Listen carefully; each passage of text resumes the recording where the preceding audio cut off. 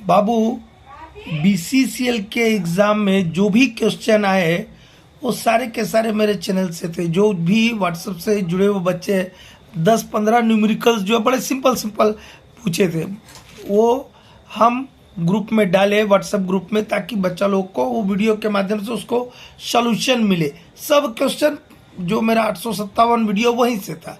एक और क्वेश्चन था रेस्पिरेटरी क्वेश्चन, उसके लिए हमने एफएमसी पार्ट 1 वेंटिलेशन वाला जो वीडियो है उसके आखिरी में बताया, उसमें बहुत सारा चीज़ बताया होगा, एक यही नहीं है। आरक्यू को बताया, आरक्यू मतलब रेस्पिरेटरी क्वेश्चन, श्वसनीय गुणांक जिसको बोलते हैं, ये होता क्या है। पहली बात सुनो कि जब हम एयर को इनहेल करते हैं, ब्रीथ करते हैं, सांस जब हम अंदर लेते हैं तो हम नॉर्मल एयर को लेते हैं जिसमें ऑक्सीजन का परसेंटेज 20.93 होता है, 0.03% कार्बन डाइऑक्साइड होता है। जब ब्लड के साथ हवा मिलता है, उसका कंबस्चन होता है तो CO2 ज़्यादा बनता है, ठीक है। CO2 बाहर निकलता है, साथ में कुछ ऑक्सीजन भी बाहर निकलता है।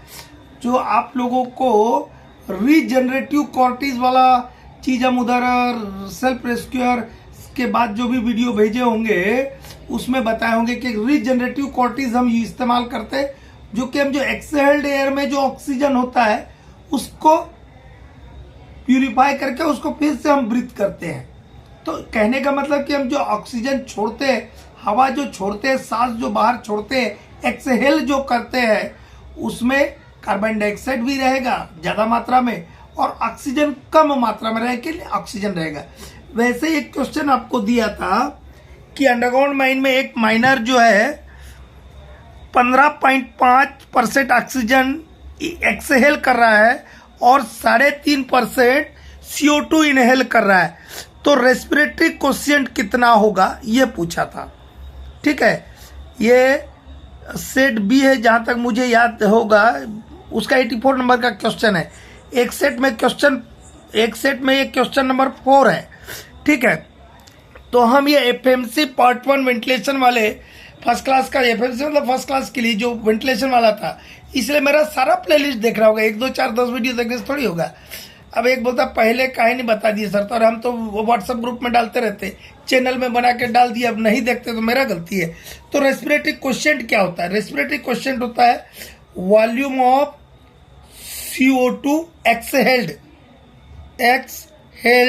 या जिसको कहीं आप पढ़िएगा तो गिवन ऑफ लिखा गया, उसका मतलब छोड़ा गया, जितना कार्बन डाइऑक्साइड हमने छोड़ा, CO2 कितना छोड़ा, divided by oxygen consumed, oxygen consume कितना हुआ, ठीक है।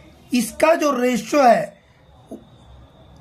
Carbon dioxide exhaled divided by oxygen consumed का जो रेशियो है, इस रेशियो को बोलते हैं रेस्पिरेटरी कोशिएंट RQ, ठीक है।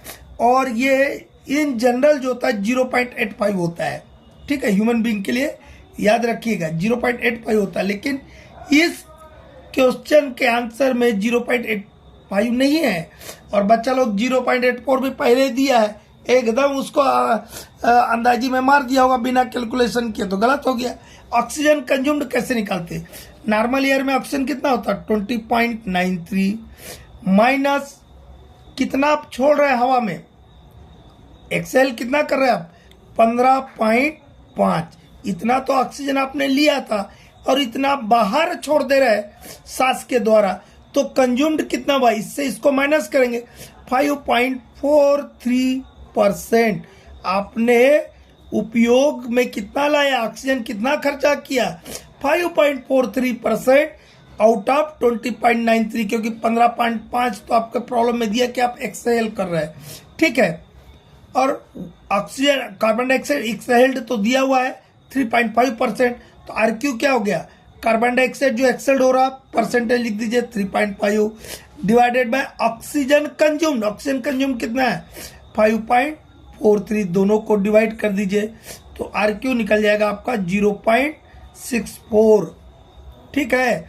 और जिसने मेरा वीडियो देखा होगा कि नॉर्मल इंसान का आरक्यू रेस्पिरेटरी क्वेश्चन 0.85 होता है, उसने 0.84 मार दिया होगा बिना कैलकुलेशन किए, तो आंसर क्या हो गया? गलत। अरे भाई इस पर्टिकुलर प्रॉब्लम के लिए क्या आंसर है वो ना बताना था।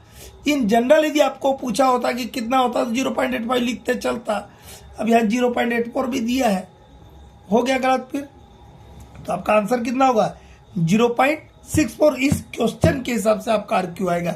ऐसे ही ली चैटलियर फॉर्मूला बताया था, जिसमें lower limit of explosibility different gases का, उसका अपर लिमिट कैसे निकालते हैं, वीडियो भेजा हुआ था। वो भी वेंटिलेशन के प्लेलिस्ट, ग्राम रेशो बताया था, उसका कैलकुलेशन बताए थे, डिफरेंट प्लेलिस्ट में होगा। इसके अलावा फायर इंडाइसेस में आपको यंग रेशो ये सब बताए हैं। वो एक आपका स्लोप स्टेबिलिटी वाला, मतलब जितना इसके अंदर क्वेश्चन है, एक भी क्वेश्चन मेरे चैनल के बाहर से नहीं है, लेकिन देखते नहीं है और देखेंगे नहीं तो फिर बोलेंगे कि डिफिकल्ट आया था। इस पेपर से इजी अभी जो 7-8 पेपर हुए डिफरेंट सब्सिडी में, इससे इजी कोई नहीं था, इससे डिफिकल्ट ही था। लेकिन कॉन्सेप्ट जिसका क्लियर होगा वो इसको क्लियर करेगा। नहीं क्लियर है, छोटा सा चीज था, 1 मिनट का खेल था, 1 मिनट भी नहीं लगेगा इसको, वो कर लेगा। जिसने मेरा ये वीडियो देखा होगा एफएमसी पार्ट 1 वेंटिलेशन वाला, तो न्यूमेरिकल एंड वेंटिलेशन करके एक अलग से प्लेलिस्ट है। ऐसे न जाने 45 प्लेलिस्ट है, वो सबको देखना होगा तब पास होगा, अदरवाइज पास नहीं कर पाइएगा। कंपटीशन का जमाना है बेटा, कॉन्सेप्ट क्लियर करना होगा। और हम व्हाट्सएप ग्रुप में बहुत सारा चीज पर डे भेज रहे हैं कि देखो ये वाला क्वेश्चन का यहाँ पर मैं वीडियो में बताया था, तो वहाँ उसको कम से कम अभी भी देखो। अभी भी नहीं देख रहा है, 100-150 आदमी एक वीडियो को देख रहा है। व्हाट्सएप ग्रुप से हमको पता चल जाता कौन कौन देखा। अभी भी देखो, जाग जाओ, नहीं जागोगे तो पछताओगे। Thank you.